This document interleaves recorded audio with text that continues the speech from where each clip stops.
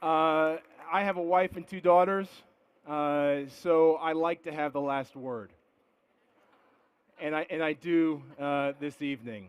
I'm going to tell you something that is going to come to a great surprise to you. I used to play basketball. I know you're shocked, but yes, I played basketball. I actually still hold two records at my alma mater.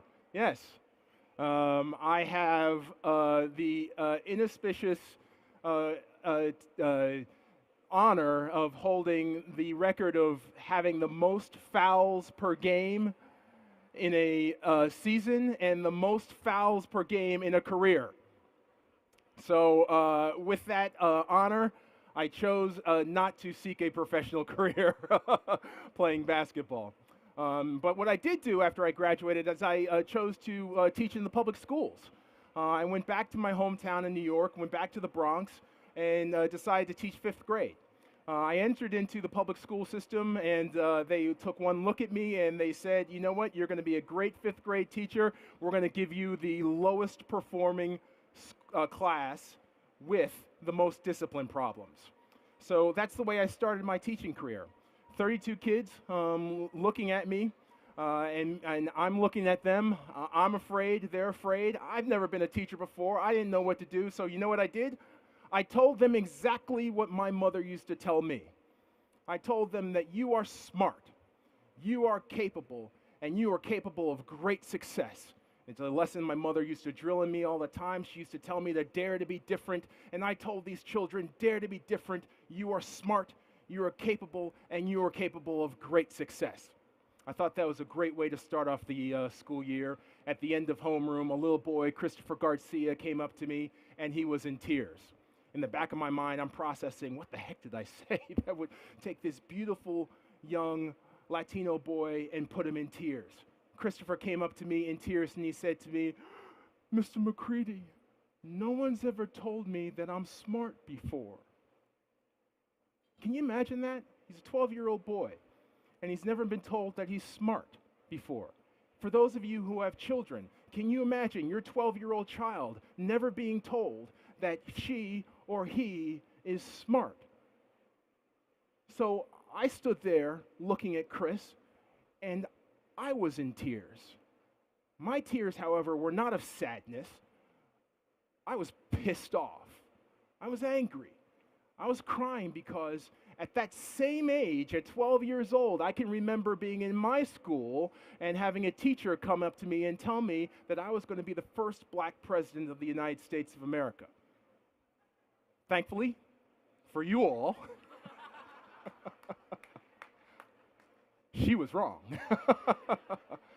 But imagine that. Imagine that juxtaposition. Me, I'm being told I'm going to be the first black president, and Christopher Garcia never having been told even that he's smart. So I've carried that anger with me now for over 25 years. And yes, that does date me and how old I am. But I've carried that anger with me for 25 years. And I carry that anger with me now, today, as I'm the president and CEO of the Massachusetts Life Sciences Center. And it is that anger which drives me and partially fuels how I work with my team that's here down in the front, and how we think about education and workforce development. Let me tell you a little bit about what we do and what our strategy is in education and workforce development. We run the single largest college internship program for the life sciences in the United States of America. We invest in over 525 to 530 college internships a year, and we do that with companies that have 100 employees or less.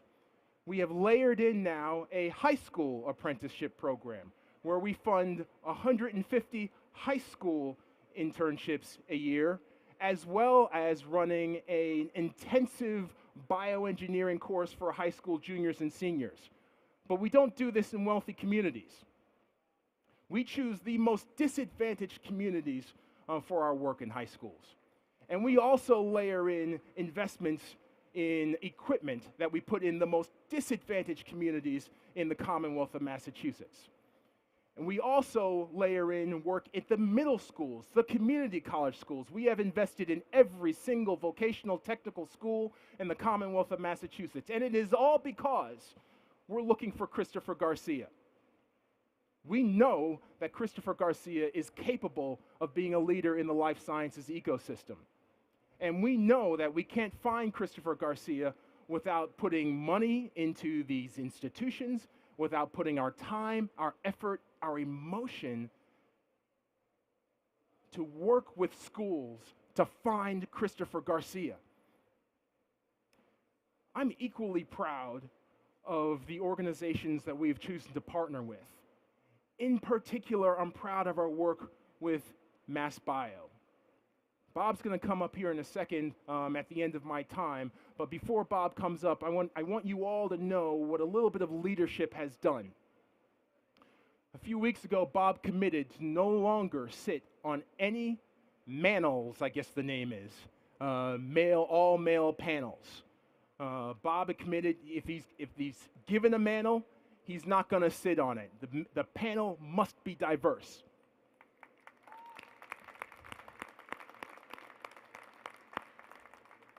Take a look at this stage.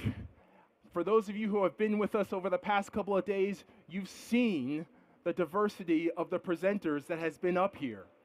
That was a complete accident. Yes, that's the beauty of it. It wasn't intentional. We did not ask our companies, we did not ask our institutions to present diversity on this stage. They did it themselves. They did it because this is the organization that they are a part of. This is the organization they've chosen to commit to. This is the ecosystem in the Commonwealth of Massachusetts that we call home. We're all looking for Christopher or Christina Garcia because we believe that the only way that this industry will evolve, we believe that the only way that the 90% of rare diseases that have no therapy whatsoever can be discovered therapies for is if you find Christopher and Christina Garcia. For those of you who are from other states, for those of you who are looking for the secret sauce of the Commonwealth of Massachusetts, I'm telling it to you right here. I'm laying it all out. It's this partnership between government, the private sector, and academia. It is our willingness to break the mold, to do whatever it takes to help patients. It is our ability to call out dysfunction when we see it.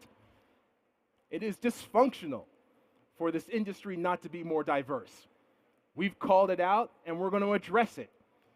If you want to know the secret sauce in the Commonwealth of Massachusetts, I just told you, take that back to your states. We're willing to share. We are willing to share if you are willing to engage in the way that we believe this world and this industry needs to address developing life-saving therapies for patients going forward. Thank you. Thank you to all of you for being here. I hope you've enjoyed the Commonwealth of Massachusetts. I hope you've enjoyed Boston. And we'll see you again here in about 3 years. Same place, same time. Thanks, everyone.